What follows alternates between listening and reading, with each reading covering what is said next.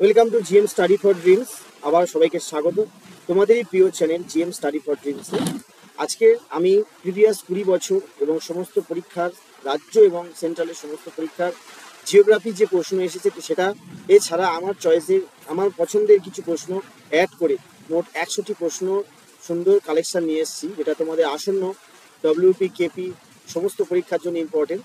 তো WP KP পরীক্ষা ছাড়াও সব থেকে আগে তোমার সাব ইন্সপেক্টর পরীক্ষা আছে, সেখানে জিকে 50 নাম্বার থাকে। জিকেটা খুব ভাইটাল একটা পার্ট।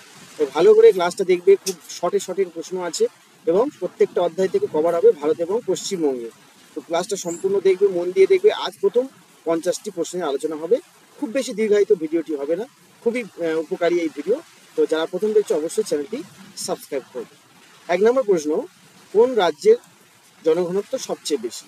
এটা হচ্ছে বিহার। কম বেশি আমরা সবাই এটা জানি, তবু যারা জানো না তারা ভালো করে আরেকবার দেখে না। ভাকরা নাঙ্গাল আর শতদ্রু নদীর উপরে আছে। ভাকরা নাঙ্গাল জলাধার কোন নদীর উপরে আছে? শতদ্রু নদীর উপরে আছে। খুব ইম্পর্টেন্ট একটা প্রশ্ন, কত সালে সুন্দরবনকে ওয়ার্ল্ড হেরিটেজ সাইট নামে ঘোষণা করা হয়? যে আখ্যা দেওয়া ওয়ার্ল্ড হেরিটেজ 1987 সালে। যেটা কি কারণে অনেক সময় বলে, আবার সেটা লিখে দিয়েছি কি কারণে ওয়ার্ল্ড হেরিটেজ সাইট ঘোষণা করা হয়েছে, কি কারণটা কি আছে। কারণটা হচ্ছে সুন্দরী ম্যানগ্রোভ অরণ্যের জন্য। ম্যানগ্রোভ অরণ্যের জন্য। নেফা নেফা নামে পূর্বে পরিচিত ছিল কোন জায়গা? অরুণাচল প্রদেশের পূর্বের নাম ছিল নেফা। ডানকান প্রণালী কোন দ্বীপের, ডানকান যে প্রণালীটা কোথায়, কোন দ্বীপের মধ্যে দিয়ে অবস্থিত বা কোথায় অবস্থিত যদি বলি, দক্ষিণ আন্দামান ও ক্ষুদ্র আন্দামানের মধ্যে অবস্থিত ডানকান প্রণালী। সতীশ ধাওয়ান মহাকাশ গবেষণা কেন্দ্র কোথায় অবস্থিত? শ্রীহরিকোটাতে অবস্থিত সতীশ ধাওয়ান মহাকাশ গবেষণা কেন্দ্র। তুলা চাষের উপযোগী মাটি, তুলা চাষের উপযোগী মাটি এটা হচ্ছে রেগুর মৃত্তিকা। সেটা হচ্ছে রেগুর মৃত্তিকা। যারা চ্যানেলটি প্রথম দেখছো তারা অবশ্যই সাবস্ক্রাইব করে বেল আইকনটা প্রেস করবে, যাতে free of cost note, PDF, offline online classes এবং সমস্ত অথেন্টিক খবর পেতে। নাম্বার 8, হলদিয়া একটি কি ধরনের শিল্পকেন্দ্র? পেট্রো রসায়ন শিল্পকেন্দ্র। হলদিয়া একটি পেট্রো রসায়ন শিল্পকেন্দ্র। নাম্বার 9, মহারাষ্ট্রের কৃষ্ণ মৃত্তিকাকে কি বলা হয়? মহারাষ্ট্রের কৃষ্ণ মৃত্তিকাকে বলা হয় রেগুর। পশ্চিমবঙ্গে বর্তমানে শিক্ষার হার কত? 77% শিক্ষার হার। আখের উৎপাদন সবচেয়ে বেশি কোথায় হয়?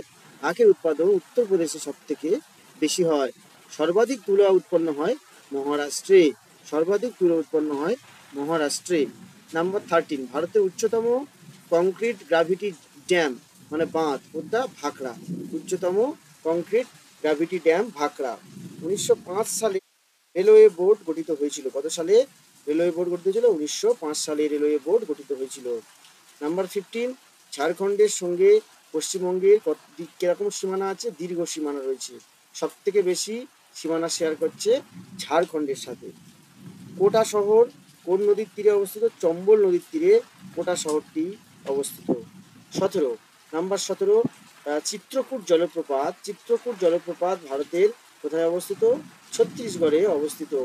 ভারতে ক্রান্তীয় আর্দ্র পর্ণমোচী বনভূমি সর্বাধিক।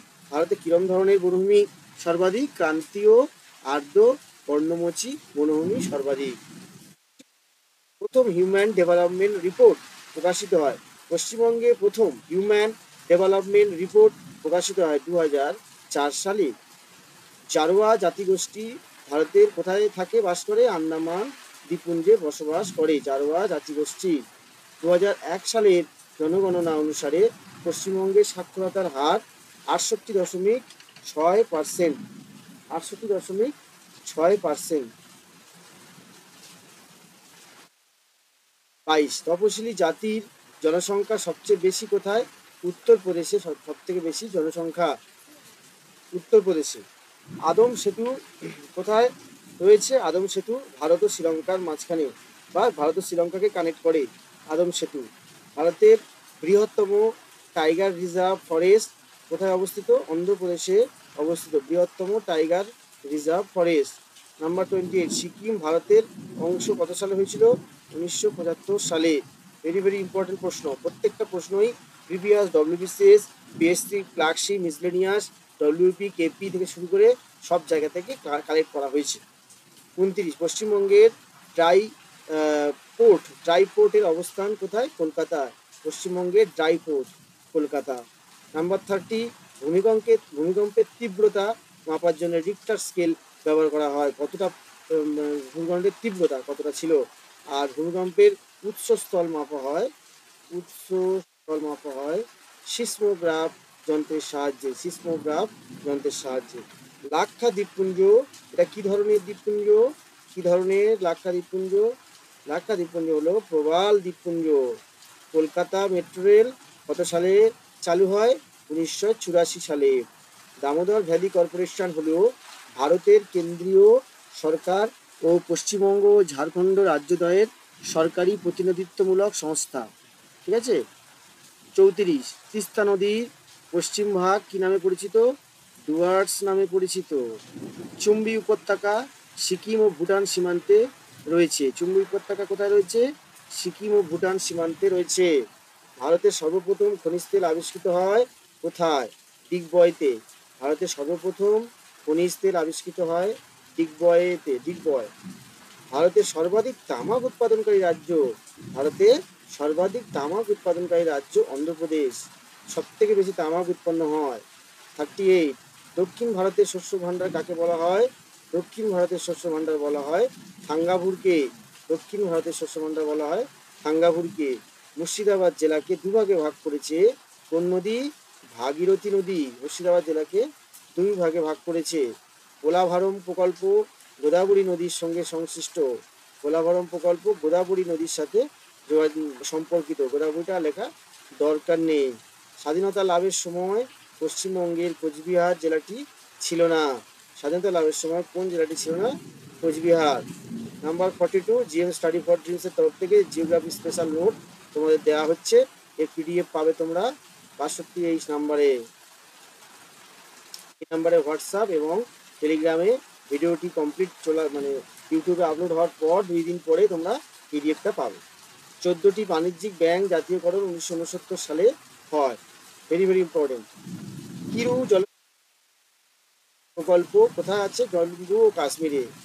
1853 সালে বোম্বে মধ্যে প্রথম রেল লাইন চালু হয়। বাঁশদা জাতীয় উদ্যান কোথায়? গুজরাটে। গুজরাটে। 46, শিলং মালভূমি মেঘালয় নামে পরিচিত নামকরণ করেন এসপি চ্যাটার্জি।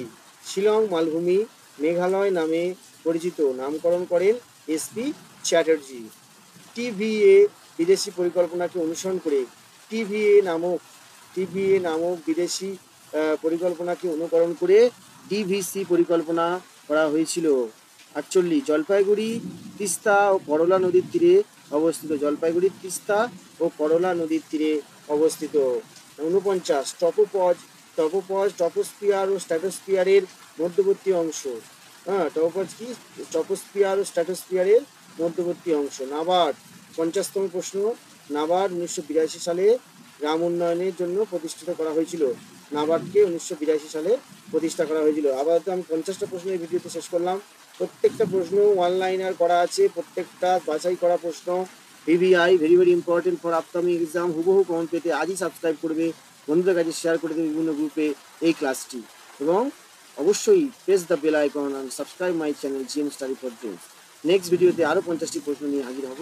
আপাতত এই ক্লাসটি এখানেই শেষ করলাম। Thank you.